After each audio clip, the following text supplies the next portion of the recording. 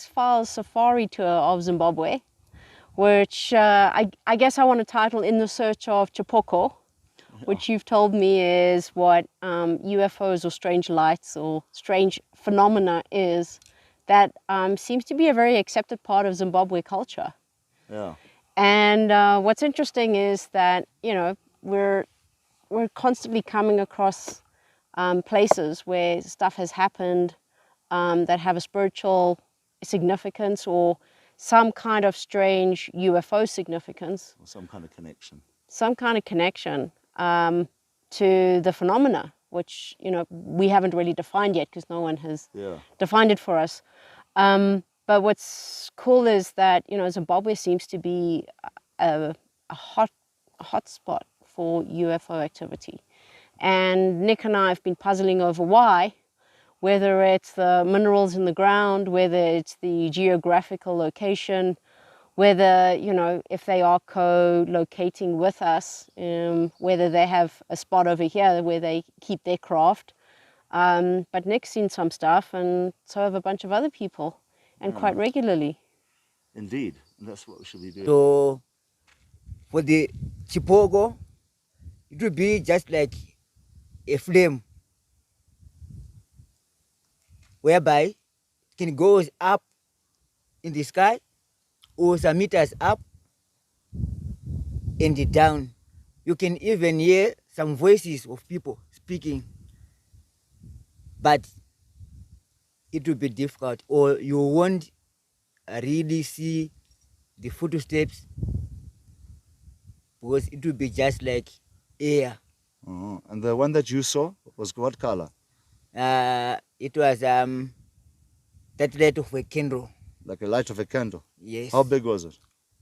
Yeah, very big. At times it grows big, or it will be very small. Cool.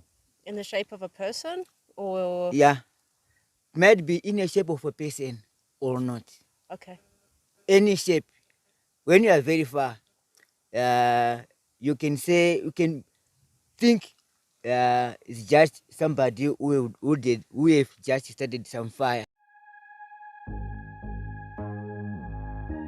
We're driving sensibly on a nice little road. The scenic route up to Mount Nyangani, which is just a short way away from here. This is what used to be called, in years gone by, affectionately known as Zimbabwe's very own little Bermuda Triangle. This on account of the many inexplicable disappearances.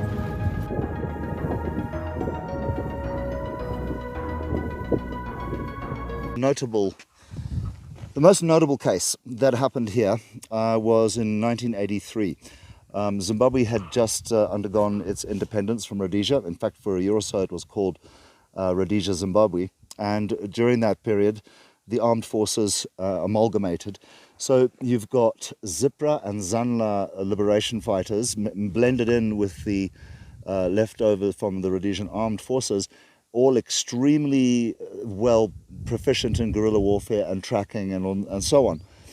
Two girls, twins, the daughters of Zimbabwe's first finance minister under Mugabe, came out on a school outing here to Mount Nyangani. They walked around a boulder and vanished. That makes no sense, but that's kind of what happened. The armed forces were deployed, and so were helicopters and search parties, and the entire area was thoroughly screened.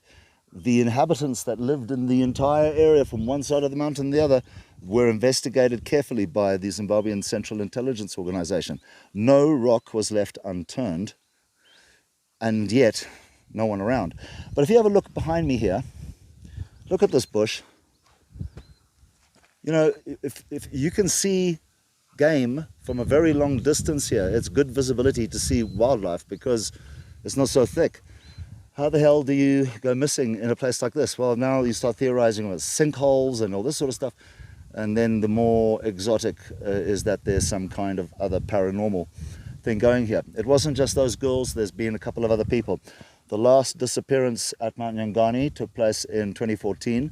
And an Asian gentleman called Zaid Dada, a much liked guy from Harare, vanished after going for a short walk up here with his family. His family had come back to the car park, and he had said he was going to go up and have a look, and he was never seen again. About 300 odd people came up to search for Zaid, including specialist search and rescue people from South Africa. Nothing, not a sign.